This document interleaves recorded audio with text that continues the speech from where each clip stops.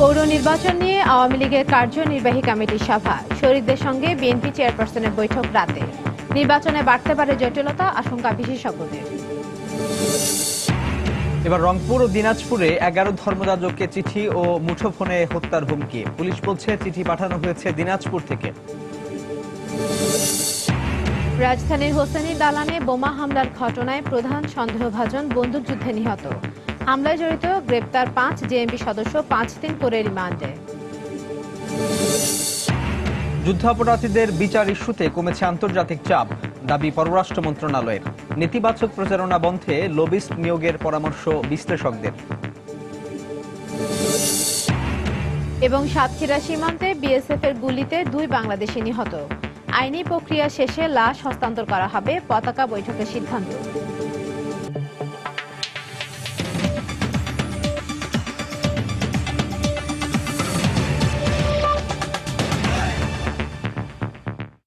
বাংলা সময়ের সঙ্গে আছি আমি ইশরাত জাহান এবং আমি সাজিদ রাজু। আওয়ামী লীগের কার্যনির্বাহী কমিটির সঙ্গে গণভবনে কিছুক্ষণের মধ্যে বৈঠকে বসার কথা রয়েছে প্রধানমন্ত্রী শেখ হাসিনার। পৌরসভা নির্বাচনে আওয়ামী লীগ কোন পদ্ধতিতে প্রার্থী বাছাই এবং মনোনয়ন দেবে সে বিষয়ে আজ সিদ্ধান্ত নেওয়া হবে। পৌরসভা নির্বাচনে প্রার্থী যাচাই বাছাই ও মনোনয়ন কী উপায়ে দেয়া হবে তা ক্ষমতাসীন আওয়ামী লীগের গঠনতন্ত্রে নির্ধারণ করা নেই। বৈঠকে নির্ধারণ করা হবে আসন বন্টন সহ প্রার্থীদের মনোনয়ন দেবার প্রক্রিয়াগুলো। আগামী 30শে ডিসেম্বর দেশের 234টি পৌরসভায় নির্বাচন হবে। দলীয় প্রতীকে নির্বাচন করার সিদ্ধান্তে ক্ষমতাসীন দলের মনোনয়ন প্রত্যাশী নেতাকর্মীরা ইতিমধ্যেই শুরু করেছেন নির্বাচনী নানা তৎপরতা।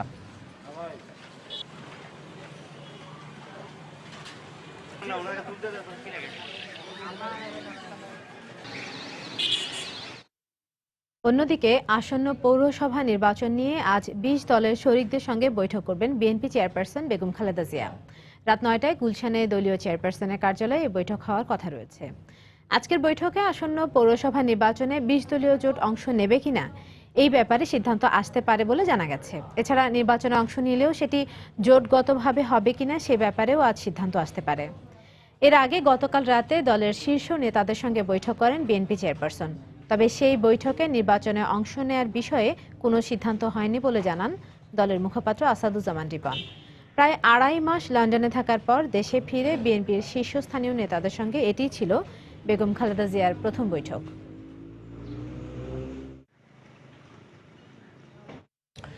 এদিকে পৌরসভা নির্বাচনে মেয়র পদে দলীয় এবং কাউন্সিলর পদে নির্দলীয় প্রার্থীর বিধান ভোটারদের উপর প্রভাব ফেলবে বলে মনে করেন স্থানীয় সরকার বিশেষজ্ঞরা।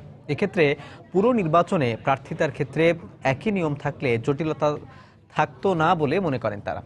তবে প্রথমবারের মতো দলীয়ভাবে স্থানীয় সরকার নির্বাচন হলেও তা সুষ্ঠুভাবে করতে নির্বাচন কমিশন প্রস্তুত বলেও মনে করেন বিশেষজ্ঞরা।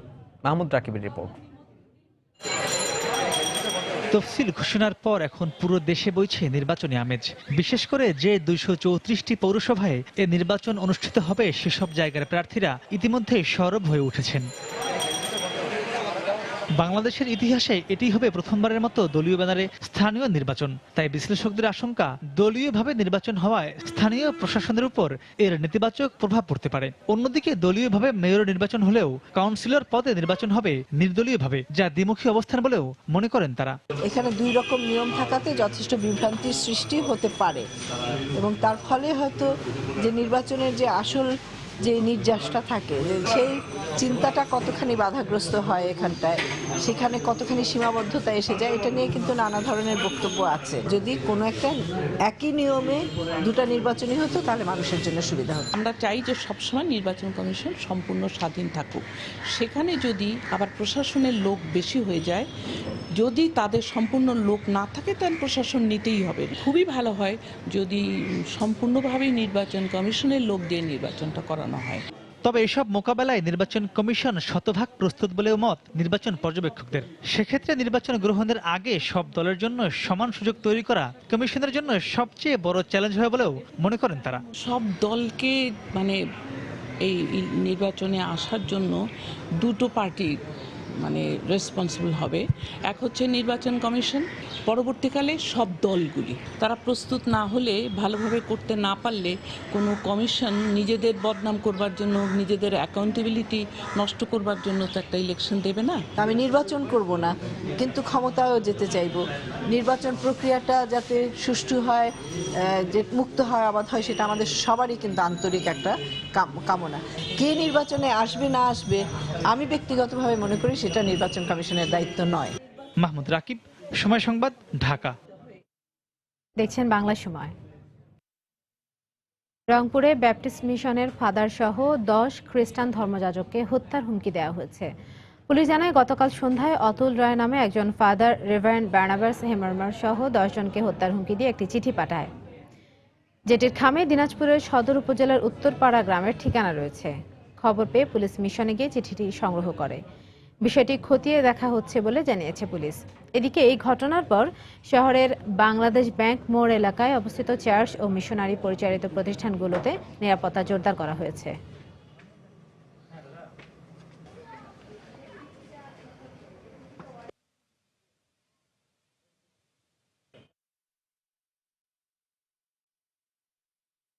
অফিসে ফিরে আসে, আমি চিঠিটা খুলি এবং চিঠি খুলে দেখি যে সেখানে একটা হুমকি দেওয়া হয়েছে, হত্যার হুমকি আমাকে দেওয়া হয়েছে। শুধু আমি না, আমার শোকে সহ আরো 10 জনকে দেওয়া হয়েছে হুমকি যে আমাদেরকে মেরে ফেলা হবে এক এক করে। এই আমরা জানি না এটা কে দিয়েছে, কিন্তু চিঠিটা বেনামে যে চিঠি, তো কিন্তু পিছনে একজনের নাম আছে যিনি চিঠিটা দিয়েছেন, এটা অতুল রায় নামে। এটা দিনাজপুর থেকে, সদর থেকে বলা হয়েছে। হ্যাঁ, নিশ্চয় আতঙ্কে আছে, যেহেতু এটা চিঠি আসছে মৃত্যুর হুমকি। একজন মানুষ হিসেবে এটা আতঙ্কে থাকারই কথা। বাচ্চা কাচ্চা নিয়ে আমরা অনেক ভয় পাইতেছি, তাদের বাইরে দিতেও ভয় পাচ্ছি। আমরা নিরাপত্তা চাই, আমরা এই দেশের শান্তি চাই। আমরা যেন এইরকম হুমকি যেন আমাদের মধ্যে না আসে। এখানকার খ্রিস্টান মিশনারি যে পালক প্রধান, তাকে একটি চিঠি দিয়ে হুমকি দেওয়া হয়েছে। এ ব্যাপারে আমরা সার্বিকভাবে সতর্ক আছি এবং সর্বোচ্চ নিরাপত্তা দেওয়ার জন্য আমরা এখানে তৎপর আছি। এদিকে দিনাজপুরেও এক ধর্মযাজককে হত্যার হুমকি দেওয়া হয়েছে। দুপুরে বিষয়টি নিশ্চিত করেন বীরগঞ্জ থানার ভারপ্রাপ্ত কর্মকর্তা জাহাঙ্গীর হোসেন। পুলিশ জানায় গতরাতে বীরগঞ্জ ক্যাথলিক চার্চের ফাদার কার্লোসের মুঠোফোনে খুদে বার্তা পাঠিয়ে 20 ডিসেম্বরের মধ্যে হত্যার হুমকি দেওয়া হয়। কার্লস সেখানে থাকুক, যেখানেই থাকুক আইএসের নির্দেশে তাকে হত্যা করা হবে বলেও উল্লেখ করা হয়েছে খুদে বার্তাটিতে। মুঠোফোনের নম্বরটির বিষয়ে তদন্ত শুরু হয়েছে। এদিকে এই ঘটনায় আতঙ্ক ছড়িয়ে পড়েছে চার্চে বসবাসরত খ্রিস্টান মিশনারিদের মাঝে। গত 18 নভেম্বর দিনাজপুরে দুর্বৃত্তদের গুলিতে ইতালিয়ান নাগরিক ডাক্তার পিয়েরে পারোলারি গুরুতর আহত হন। এছাড়া এর আগে পাবনায় ধর্মযাজক লুক সরকারকে গলা কেটে হত্যার চেষ্টা করা হয়। পরপর 3টি মেসেজ একই ধরনের একই নাম্বারকে দেওয়া হয়। সেই মেসেজটা ছিল এভাবে: ফাদার কার্লোস, আইএস এর পক্ষ থেকে সালাম নিবেন, দলের নির্দেশে আপনাকে 20 ডিসেম্বর এর মধ্যে হত্যা করা হবে। তা নিষ্পাড়ায় থাকেন কি দিনাজপুরে, যা খুশি খেয়ে নিন। যে নাম্বারটা দিছে সেই নাম্বারটা নেই এবং যে হুমকিদাতাকে শনাক্ত করার জন্য পর্যাপ্ত পরিমাণ প্রচেষ্টা অব্যাহত আছে এবং তাদের নিরাপত্তাটাও জোরদার করা হয়েছে, তাৎক্ষণিক পুলিশ মোতায়েন করা হয়েছে। জামায়াত শিবিরের আর্থিক সহযোগিতায় একের পর এক নাশকতা চালাচ্ছে জেএমবি। হোসেনি দালানে বোমা হামলা এবং আশুলিয়ায় চেকপোস্টে পুলিশ হত্যার সঙ্গে জড়িত থাকা জেএমবির 5 সদস্যকে গ্রেপ্তারের পর সংবাদ সম্মেলনে এই দাবি করেছে ঢাকা মহানগর গোয়েন্দা পুলিশ। এছাড়া এই চক্রটি মিরপুরের দারুস সালামে পুলিশ হত্যা ও পিডিবির সাবেক চেয়ারম্যান খিজির খান হত্যার সঙ্গে জড়িত বলে দাবি পুলিশের। এই চক্রের প্রধান জেএমবির সামরিক শাখা প্রধান আলবানি পুলিশের সঙ্গে বন্দুকযুদ্ধে মারা গেছে। মহররমের রাতে হোসেনি দালানে বোমা হামলা, আশুলিয়ার বারুইপাড়ায় ও মিরপুরের দারুস সালামে চেকপোস্টে হামলা চালিয়ে পুলিশ সদস্য হত্যা কিংবা পিডিবির সাবেক চেয়ারম্যান খিজির হত্যা, সবগুলো ঘটনার পেছনে ছিল জেএমবির সামরিক শাখার প্রধান আলবানি ওরফে শাহাদাত ওরফে মাহফুজ। আর সেই আলবানিকে ধরতে অভিযানে গেলে বুধবার রাতে বন্দুকযুদ্ধে মারা যায় সে, এমনই দাবি গোয়েন্দা কর্মকর্তার। তবে বুধবার বিকেল থেকে বৃহস্পতিবার ভোররাত পর্যন্ত রাজধানীর মিরপুর, আব্দুল্লাপুর, গুলিস্তান ও কামরাঙ্গীরচর এলাকায় অভিযান চালিয়ে সংগঠনটির 5 জনকে গ্রেফতার করা হয় বলে জানায় পুলিশ। উদ্ধার করা হয় পিস্তল ও গোলাবারুদ। বেশ কিছুদিন ধরে ঢাকা ও এর আশপাশে বাড়ি ভাড়া নিয়ে সাংগঠনিক ও প্রশিক্ষণ কার্যক্রম চালিয়ে আসছিল জেএমবি, দাবি পুলিশের। মাহফুজ ওরফে শাহাদাত ওরফে আলবানি ওরফে মেম্বার, সে ছিল মূলত মূল পরিকল্পনাকারী। এই শাহাদাত নিজেই ওখান থেকে কবরস্থানের ভিতর থেকে গ্রেনেড ছুঁড়েছিল। গোয়েন্দা কর্মকর্তা আরও জানান, ইসলামী ছাত্র শিবিরের কিছু কর্মী জেএমবির সঙ্গে একীভূত হয়েছে। ইসলামিক ছাত্র শিবিরের বেশ কিছু ছেলে আন্ডারগ্রাউন্ড হয়ে তারা এই জঙ্গি সংগঠনে ইনফিলট্রেট করেছে। অনুমান করছি যে অর্থের একটা বড় অঙ্কের অর্থ এদের কাছে এসেছে, যেগুলো দিয়ে তারা মোটরসাইকেল কিনেছে। হোসেনি দালান বোমা হামলার সঙ্গে জড়িত 3 জনকে এখনও গ্রেফতার করতে না পারা, জেএমবির সামরিক প্রধানের বন্দুকযুদ্ধে নিহত হওয়া, এই প্রেক্ষাপটে জেএমবির নতুন করে সংগঠিত হওয়ার চেষ্টা পুরোপুরি ভেঙে দেওয়া সম্ভব হলো কিনা প্রশ্ন ছিল তার কাছে। আমরা বেশ কিছু লোকের নাম পেয়েছি যে পরবর্তীতে কারা নেতৃত্ব গ্রহণ করতে পারে, শাহাদতের অ্যাবসেন্সে কে এই কমান্ডার ইন চিফ হতে পারে, সেটি সম্পর্কে যেহেতু আমাদের ধারণা রয়েছে, সেই কারণেই এদেরকে পরবর্তী এদের যে নেটওয়ার্ক, সম্ভাব্য নেটওয়ার্ক, সেটি ভাঙা সম্ভব হবে। হোসেনি দালানে বোমা হামলা সহ কয়েকটি ঘটনায় আইএসের হয়ে সাইট ইন্টেলিজেন্স গ্রুপের দায় স্বীকার সম্পর্কে গোয়েন্দা কর্মকর্তা বলেন, বাংলাদেশের কেউ কেউ সংস্থাটিকে তথ্য সরবরাহ করেছে বলে জানতে পেরেছেন তারা। তার আগে 2 জন। খান মোহাম্মদ রুমেল, সময় সংবাদ, ঢাকা। লালমনিরহাটে সিরিজ বোমা হামলা মামলায় 2 জেএমবি সদস্যকে যাবজ্জীবন এবং একজনকে 10 বছরের কারাদণ্ডাদেশ দিয়েছেন আদালত। দুপুরে জেলা ও দায়রা জজ আদালতের বিচারক মিয়া মোহাম্মদ আলী আকবর আজিজি এই আদেশ দেন। মামলার বিবরণী জানা যায়, 2005 সালের 17 আগস্ট সকালে লালমনিরহাটের আদালত চত্বর, বাসস্ট্যান্ড, মিশন রোড এবং হাসপাতাল এলাকায় একযোগে সিরিজ বোমা বিস্ফোরণ ঘটায় জেএমবি সদস্যরা। তবে এতে কোনো হতাহতের ঘটনা ঘটেনি। ঘটনার দিন সদর থানার ভারপ্রাপ্ত কর্মকর্তা আলতাফ হোসেন বাদী হয়ে অজ্ঞাতনামাদের বিরুদ্ধে একটি মামলা দায়ের করেন। দীর্ঘ শুনানি শেষে বিচারক মিয়া মোহাম্মদ আলী আকবর আজিজি এই মামলায় গ্রেপ্তার হওয়া আসামি মুস্তাফিজুর ও মনিরুজ্জামানকে যাবজ্জীবন এবং সাদেকুল ইসলাম নামে এক পলাতক আসামিকে 10 বছরের কারাদণ্ডাদেশ দেন।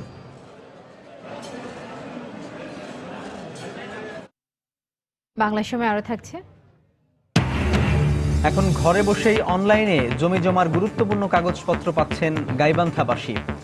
নামমাত্র ফির বিনিময়ে সেবা পৌঁছে দেওয়ার উদ্যোগ জেলা প্রশাসনের।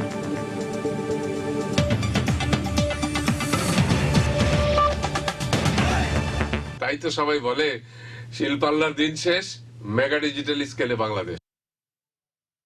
যুদ্ধাপরাধী বিএনপি নেতা সালাউদ্দিন কাদের চৌধুরী ও জামায়াত নেতা আলী আল বদর কমান্ডার আলী হাসান মোহাম্মদ মুজাহিদের মৃত্যুদণ্ড কার্যকর না করতে কোনো দেশের সরাসরি চাপ ছিল না বলে জানিয়েছে পররাষ্ট্র মন্ত্রণালয়।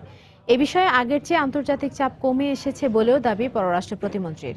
তবে দেশের বাইরে বরাবরই এক্ষেত্রে বাংলাদেশ নেতিবাচক প্রচারণার শিকার হয়, আর তাই এই বিষয়ে লবিস্ট নিয়োগের পরামর্শ পররাষ্ট্র বিশ্লেষকদের। এহসান জুয়েলের রিপোর্ট। ফাঁসির রায় কার্যকর হওয়ার আগে থেকেই শুরু বিভিন্ন দেশ ও আন্তর্জাতিক সংস্থার তৎপরতা। পাকিস্তান যখন তাদের অসন্তোষের কথা জানায়, একই সময় মৃত্যুদণ্ড রহিত করার অনুরোধ জানায় পশ্চিমা 2-1টি দেশ। হিউম্যান রাইটস ওয়াচের পাশাপাশি ফাঁসির রায় কার্যকর নিয়ে নেতিবাচক প্রচারণা চালায় বিবিসি, আল জাজিরা, ডন, ইকোনমিস্টের মতো আন্তর্জাতিক সংবাদ মাধ্যম। সবশেষ জাতিসংঘ মানবাধিকার কমিশনের পক্ষ থেকেও মৃত্যুদণ্ড বিলোপের আহ্বান জানানো হয়। এর প্রেক্ষিতে পাকিস্তান হাইকমিশনারকে ডেকে সতর্ক করে ঢাকা। তবে পররাষ্ট্র মন্ত্রণালয়ের পক্ষ থেকে বলা হচ্ছে, ফাঁসির রায় কার্যকর না করতে চাপ দেয়নি কোনো দেশ। আমরা সরাসরি লিখিতভাবে কারো কাছ থেকে এই ধরনের কোনো অনুরোধপত্র পাইনি, কারণ আমরা তাদেরকে বুঝিয়েছি অতীতে বারবার, এবং তারাও এটাও রিকগনাইজ করেন, বোঝেন যে Bangladesh will be govern by its own rules and laws, obviously keeping in mind the international norms. অতীতে জামায়াত নেতা কাদের মোল্লা ও কামারুজ্জামানের ফাঁসির সময়ও একই ধরনের তৎপরতার মুখোমুখি হতে হয়েছে বাংলাদেশকে। এই ধরনের প্রচারণা রোধে কৌশলী হওয়ার পরামর্শ সাবেক কূটনীতিকদের। বিদেশিদের হত্যাকাণ্ডের পরে পররাষ্ট্র মন্ত্রী মহোদয় বিদেশি রাষ্ট্রদূতদের ডেকে বিষয়ে বাংলাদেশ সরকার অবস্থান ব্যাখ্যা করেছে। এই বিষয়ে যদি প্রয়োজন হয় সেটা তারা সরকার ব্যাখ্যা করতে পারেন। এখানে বিদেশে বাংলাদেশে অনেকগুলো দূতাবাস আছে, তারা যেন বাংলাদেশের অবস্থানটা সেখানে তুলে ধরে। বাংলাদেশ বিভিন্ন সময়তেই বিভিন্ন কাজে লবিস্ট নিয়োগ করেছে, প্রয়োজন হলে এই ধরনের কাজেও লবিস্ট নিয়োগ করা যেতে পারে। লবিস্টের কোনো প্রয়োজন নেই এখানে, কারণ আমাদের সরকারের পররাষ্ট্র মন্ত্রণালয়ের যে দপ্তরগুলি আছে আজকে থেকে 1 বছর আগেও কিন্তু অবস্থানটা অনেকটা ভিন্ন ছিল। যতটুকু রয়ে গেছে ততটুকু নিয়ে আমরা পররাষ্ট্র মন্ত্রণালয় থেকে কাজ করব। বাংলাদেশের বন্ধু রাষ্ট্র হিসেবে পরিচয় দিতে হলে মুক্তিযুদ্ধকালীন বিষয়ে কোনো দেশ হস্তক্ষেপ করবে না বলেও আশাবাদী পররাষ্ট্র প্রতিমন্ত্রী। এহসান জুয়েল, সময় সংবাদ, ঢাকা। ঢাকার কেরানীগঞ্জে একই পরিবারের 4 জন খুনের দায়ে 4 জনকে ফাঁসির আদেশ দিয়েছেন আদালত। আসামিদের উপস্থিতিতে ঢাকা জেলা ও দায়রা জজ আদালতের বিচারক কুদ্দুস জামান এই আদেশ দেন। এ সময় অভিযোগ প্রমাণ না হওয়ায় একজনকে খালাস দেওয়া হয়। গত বছর 24শে সেপ্টেম্বর রাতে পূর্বশত্রুতার জের ধরে দক্ষিণ কেরানীগঞ্জের একটি বাসায় ঢুকে গাড়ি চালক সাজু, তার স্ত্রী ও 2 সন্তানকে খুন করে সুমন ঢালি, জনি, সিএনজি সুমন ও নাসির। পরদিন পুলিশ বাদী হয়ে কেরানীগঞ্জ থানায় হত্যা মামলা করে। দীর্ঘ বিচারিক কার্যক্রম শেষে আজ এই রায় ঘোষণা করেন আদালত।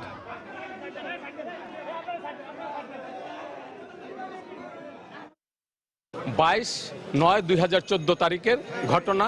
এই ঘটনায় 5 জন আসামি তারা 164 জবানবন্দি দিয়েছে, নিজেকে দোষী বলে জবানবন্দি দিয়েছে। তার ভিত্তিতেই এই বিচারটা হয়েছে। 5 জন আসামির 4 জনকে ফাঁসি দেওয়া হয়েছে, 1 জনকে খালাস দেওয়া হয়েছে। এই রায়ে আমরা যেহেতু পুরাপুরিভাবে সন্দিগ্ধ করে এবং ক্লিয়ার নিশ্চিত মার্ডার এরাই করেছে এই মর্মে আমরা মনে করি সত্য নয়, এবং সেটা সন্দিগ্ধ আছে বিদায় এ আসেন উচ্চ আদালতে গেলে এটা তার রায় পাবে এবং আমরা উচ্চ আদালতে যাব। চট্টগ্রামের রেলওয়ে টেন্ডার নিয়ে জোড়া খুনের মামলাটি police bureau of investigation PBI এর মাধ্যমে অধিকতর তদন্তের নির্দেশ দিয়েছেন আদালত। দুপুরে মেট্রোপলিটন ম্যাজিস্ট্রেট আদালতের বিচারক নওরিন আক্তার কাকুন এই আদেশ দেন। মঙ্গলবার যুবলীগ নেতা বাবর এবং ছাত্রলীগ নেতা লিমন সহ 65 জনকে অভিযুক্ত করে নগর গোয়েন্দা পুলিশ আদালতে চার্জশিট দেয়, কিন্তু এজাহারভুক্ত 26 জনকে চার্জশিট থেকে বাদ দেওয়ার বিষয়টি অধিকতর তদন্তের জন্য পিবিআইকে নির্দেশ দেন আদালত। এদিকে গতকাল গ্রেপ্তার হওয়া এই মামলার চার্জশিটভুক্ত আসামি লিমন ও 3 সহযোগীর দেওয়া তথ্য অনুযায়ী বাকি আসামিদের গ্রেপ্তারে অভিযান চলছে বলে জানিয়েছে র্যাব। সকালে সংবাদ সম্মেলনে বিষয়টি জানানো হয়। গতরাতে নগরের বিভিন্ন স্থানে অভিযান চালিয়ে অস্ত্র ও গুলি সহ 4 জনকে গ্রেপ্তার করা হয়। 2013 সালের 24 জুন সিআরবি এলাকায় রেলওয়ে টেন্ডার নিয়ে দুপক্ষের সংঘর্ষে এক শিশু সহ 2 জন নিহত হয়। এই ঘটনায় মোট ছিল 87 জন এজার নামী আসামি, তার মধ্যে আবার একজন হলো তদন্তে পাওয়া আসামি। মোট 88 জন, 88 জনের মধ্যে নট সেন্ড আপ করা হয়েছে 26 জন। এইদের সম্পর্কে আরও ফার্দার তদন্তের জন্য নির্দেশ দিচ্ছেন। অন্যান্য কারণ আছে যেটা উনি অর্ডার শিটে বিস্তারিত উল্লেখ করেছেন আর কি। সাতক্ষীরা সীমান্তে বিএসএফ এর গুলিতে 2 বাংলাদেশি নিহত হয়েছেন বলে নিশ্চিত করেছে বিজিবি। ভোরে জেলার তলুইগাছা সীমান্তের বিপরীতে ভারতের তারালি এলাকায় এই ঘটনা ঘটে। বিজিবি জানায় ভোরে কয়েকজন রাখাল ভারত থেকে গরু নিয়ে বাংলাদেশে আসার চেষ্টা করছিল। এ সময় তারালি এলাকায় বিএসএফ 76 ব্যাটালিয়নের সদস্যরা তাদেরকে লক্ষ্য করে গুলি ছোড়ে। এতে ঘটনাস্থলে 2 বাংলাদেশের মৃত্যু হয়। এই ঘটনায় আহত হন আরও অন্তত 3 জন। এরপর লাশ দুটি উত্তর 24 পরগনা জেলার তারালি সীমান্তে 7 ঘন্টা পড়ে থাকে। বেলা 12টার দিকে লাশ দুটি উদ্ধার করে স্বরূপনগর থানা পুলিশ। দুপুর 3টার দিকে এ ব্যাপারে প্রায় ঘণ্টাব্যাপী পতাকা বৈঠক করে বিজিবি বিএসএফ। এদিকে আইনি প্রক্রিয়া শেষে লাশ দুটি বিএসএফ হস্তান্তর করবে বলে জানিয়েছে বিজিবি।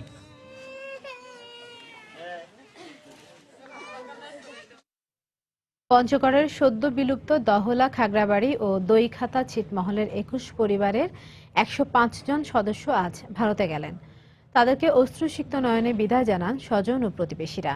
সকাল 8:30টার দিকে পঞ্চগড় দেবীগঞ্জ ডিগ্রি কলেজ মাঠে বাংলাদেশে নিযুক্ত ভারতীয় হাইকমিশনের প্রধান সহকারী রমাকান্ত গুপ্তার হাতে 105 জন নতুন ভারতীয় নাগরিকের কাগজপত্র তুলে দেন জেলার অতিরিক্ত ম্যাজিস্ট্রেট মোহাম্মদ গুলাম আজম। দুপুরে নীলফামারীর চিলাহাটি হলদিবাড়ি সীমান্ত দিয়ে ভারতে প্রবেশ করেন তারা। এদিকে এতদিনের বসতভিটা ছেড়ে যাওয়ার সময় কান্নায় ভেঙে পড়েন তারা। গত 31 জুলাই 111টি ছিটমহল বিলুপ্ত ঘোষণা করা হয়। আমার পিসি পিসি পিসা ভারতে চলে যাচ্ছে, খারাপ লাগতেছে। যারা আমার আত্মীয় স্বজন বন্ধু বান্ধব আপনারা সবাই আছেন, আমাদের জন্য আশীর্বাদ করবেন। আমাদের পরিবারের সবাই যাইতেছে, শুধু বাংলাদেশে রয়েছে আমার বোন পিসি পিসা। গণভবনে আওয়ামী লীগের কার্যনির্বাহী কমিটির বৈঠক চলছে। এই মুহূর্তে গণভবনে বক্তব্য রাখছেন প্রধানমন্ত্রী শেখ হাসিনা। আমরা সরাসরি চলে যাচ্ছি সেখানে।